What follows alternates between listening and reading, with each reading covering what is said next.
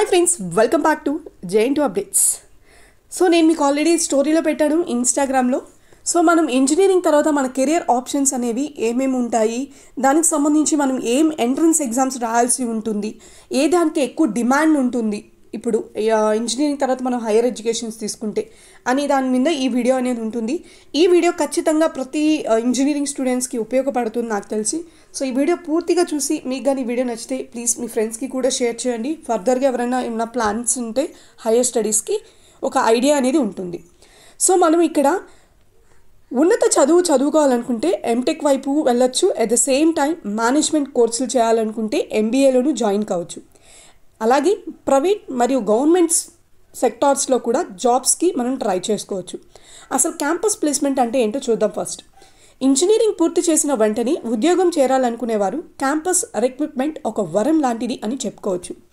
ప్రముఖ companies, startups engineering కాలేజెస్లో ప్రతి ఇయర్ వీళ్ళు ప్లేస్మెంట్స్ అనేది కండక్ట్ చేస్తుంటారు.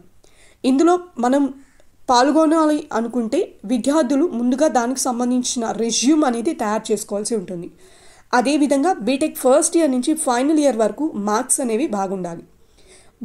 మరీ అంత కాకపోయినా ఒక రేంజ్లో వచ్చినా కూడా చాలండి. మనకేమి 100కి 100% ఏం అవసరం ఉండదు. సో దాంతోపాటు ప్రాక్టికల్ నాలెడ్జ్, కమ్యూనికేషన్ స్కిల్స్, ప్రస్తుత టెక్నాలజీపై కూడా అవగాహన ఉండాలి.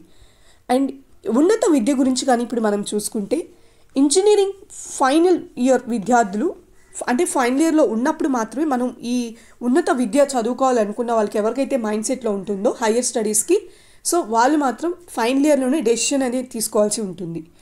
అసలు ముందు వీళ్ళు గేట్ ఎంట్రన్స్ ఎగ్జామ్స్ రాయాల్సి ఉంటుంది.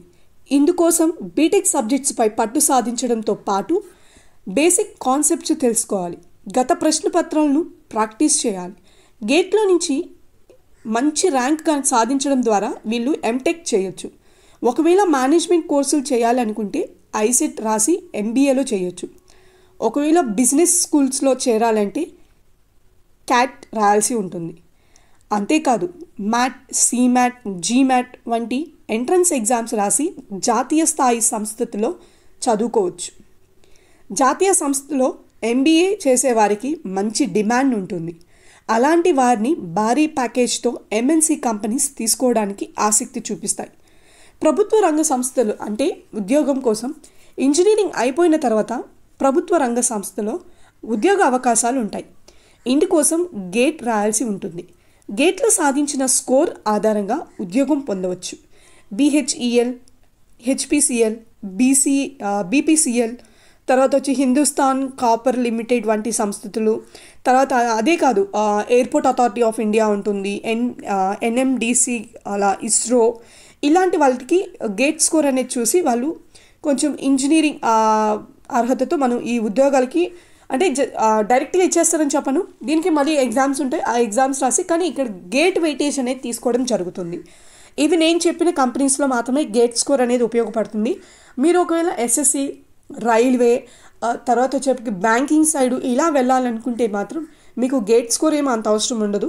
అసలు గేట్ రాయకపోయినా కూడా అవసరం ఉండదు, మామూలుగా రాసుకోవచ్చు. బట్ ఇలాంటి కంపెనీస్లోకి మాత్రం మనం ఇస్రో ఇలాంటి కంపెనీస్లోకి, హెచ్పిసిఎల్ ఈ కంపెనీస్లోకి వెళ్ళి మనం జాబ్ చేయాలంటే మాత్రం ఖచ్చితంగా గేట్ స్కోర్ ఉంటుంది.